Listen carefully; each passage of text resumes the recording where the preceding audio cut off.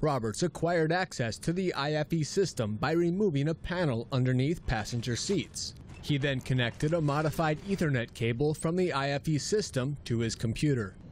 Using default usernames and passwords, Roberts gained access to other flight systems, such as cabin and thrust controls. On one occasion, he caused a plane to temporarily fly sideways, Roberts told FBI agents. Roberts was removed from a flight after publishing a tweet suggesting he might compromise the plane's electronic system.